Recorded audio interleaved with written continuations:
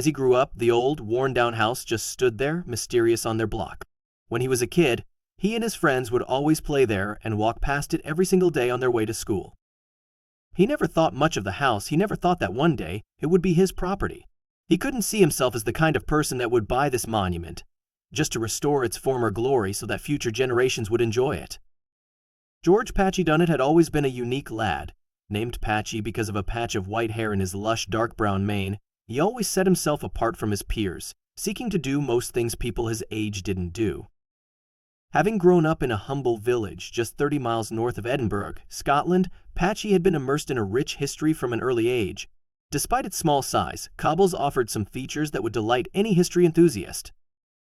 There were 3 particular buildings that captured Patchy's attention as a young boy.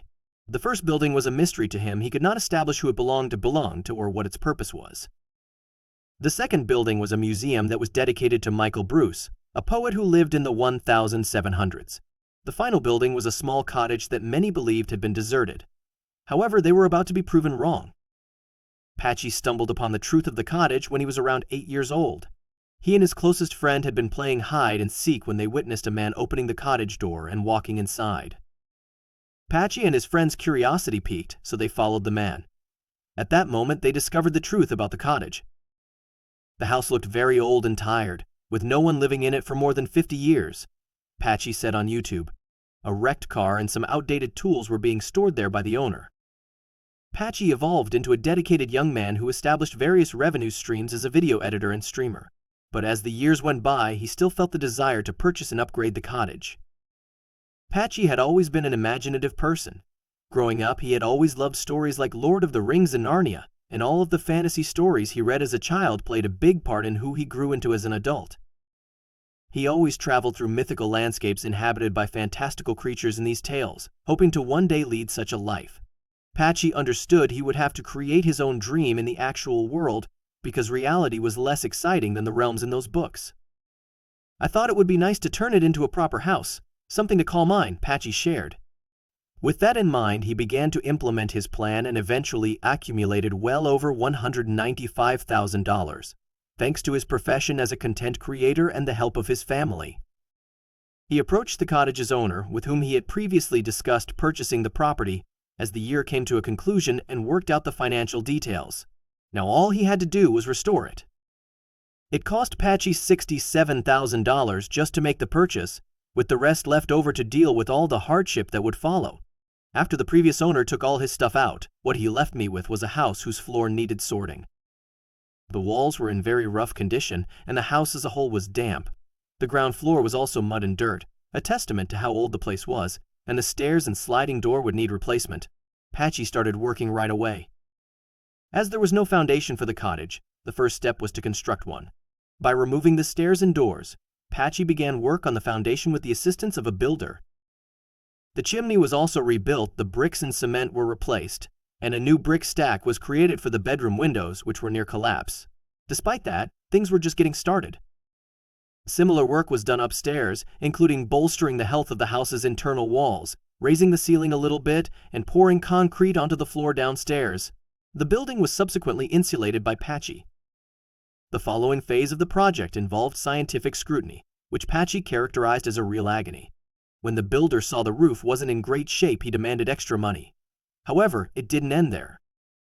After sorting out the roof, including installing a new scaffolding, Patchy installed roof windows into the building, which blessed the house with natural light. His electrician had already completed the first round of wiring, and the insulation process was almost complete. The stonework outside saw a complete overhaul before Patchy and his team installed plasterboards inside to make the place look cleaner. As time flew by, the house was slowly taking shape. Patchy brought in a plumbing team to work on the bathroom and kitchen. He also bought a bespoke staircase that his team installed. With his mom, he painted the house as a way to hang out with her, as they hadn't been spending much time since he started the project. He also installed external lights and brought a local blacksmith to give the house some final touches. Lastly, he invited his dad to help lay the outside of the house with cobblestones, which was in homage to his village's name. After more than a year of renovations, Patchy finally moved into his new house. As someone who was a part of each step of the renovations, he was more than happy with how everything turned out. The oak floors matched the bespoke staircase, with natural light firing through the house's many windows. Patchy also kept a few framed photos of the house before the renovations for any visitor who might wonder what it looked like. Although he'd built a wonderful home, what he decided to do with it is what shocked many in his village. Patchy posted his story online, sharing each bit of the renovation process, the costs, and the before and after photos. Given how rich his locale is with history, many people looking to visit his village have asked if they can stay in his house while they spend time touring cobbles. Patchy has opened up his home to a few travelers, some from well-to-do backgrounds who have paid huge sums to sleep under his roof, even if it's for a night. So why not turn his home into a bed and breakfast? As it turns out, Patchy loves what he's done with the place, so much so that he's made it his home. Although he may welcome a few fans from time to time, the tiny cottage is his everything, where he will make countless memories. In the spirit of preserving history, our next protagonist accidentally bid on the wrong house, ending up with a century-old mansion that would change their lives. Ken and Annie had been dating for 5 years before they decided to tie the knot and start a life together. Adventurers at heart, the two met on a ski trip in Northern Europe, culminating in a lovely friendship. They would go on several trips together, backpacking across Asia and Europe. By the end of their journey, it was clear that they were meant to be with each other. Ken asked Annie to marry him on a beautiful night under the famed Northern Lights in Northumberland, England. Annie was more than happy to say yes, seeing that Ken was the love of her life and soulmate. But although the two were happy to be engaged, they feared what was to come next. They had always talked about raising a big family in a beautiful home that came with a front and backyard and a driveway. The prospect of starting a family was scary for Ken and Annie because although they were both employed, working in fields they loved, they didn't have a house big enough to support a family. They lived in a small apartment in Scotland, a studio apartment that they always talked about moving out of. Now that they were getting married, the two knew it was now or never. Ken and Annie began their search for a place they could call home. They traveled all over the country, finding several houses that fit the exact description of their dream home.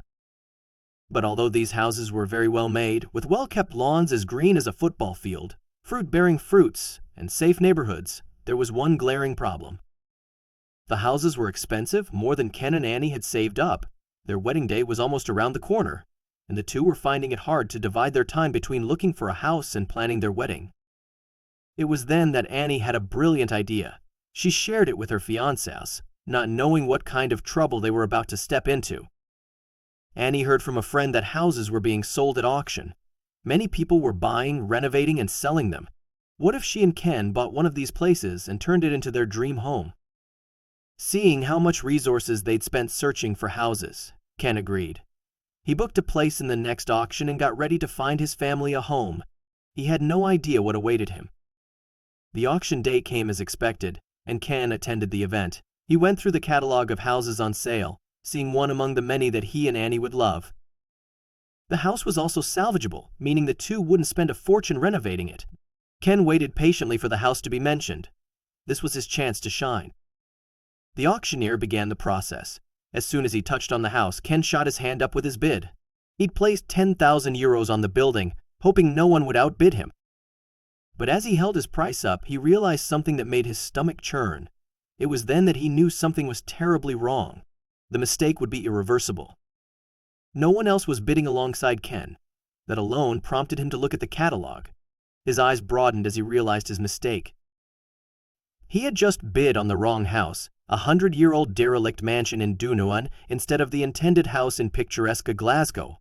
He tried to cancel his bid. It was too late. Ken walked out of the auction drenched in sweat.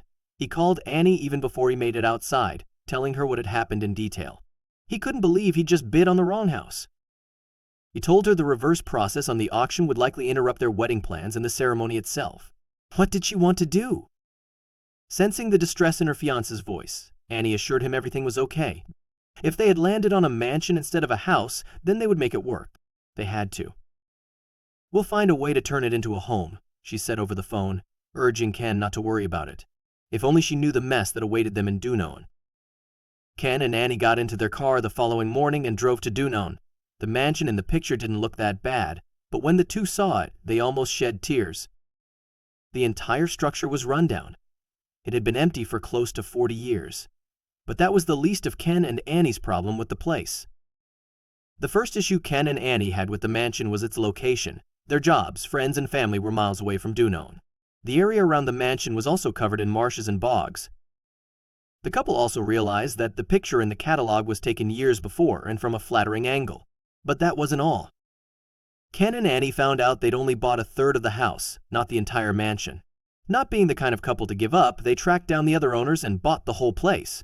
With the help of a professional, they took a tour of the mansion to map all the issues it had. The property was so bad that even Annie's dad, a retired architect, was quiet for weeks. Still, the two didn't give up on it. They hunkered down and began the renovation process. Ken and Annie began renovating the place. They discovered that the house had started sinking into the ground and had to redo the entire foundation to stabilize it. By the end, they had spent a lot of money on the renovations. But the mansion was more than perfect, a large house with several rooms, a study, and a large courtyard, somewhere they could call home. It is a testament to what sacrifice, determination, and hard work can do.